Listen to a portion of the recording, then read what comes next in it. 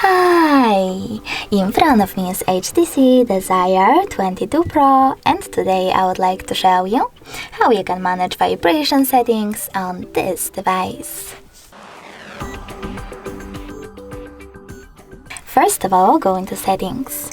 Now you need to click on Sound section and scroll down.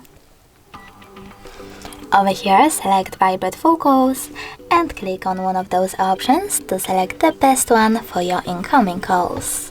Never vibrate, always vibrate, or vibrate first, then ring gradually. I will go with Never Vibrate, so I have to click on it and select the back button. Now scroll all the way down and click on this word next to Charging Sounds and Vibration to switch on or off this feature, and also click on that one next to Touch Vibration to switch on or off haptic feedback on your smartphone. If you wish to mute your device completely, leaving only vibrations, you can do that by clicking on Volume Up button, selecting the stop icon over here and tapping on that one with a rectangle.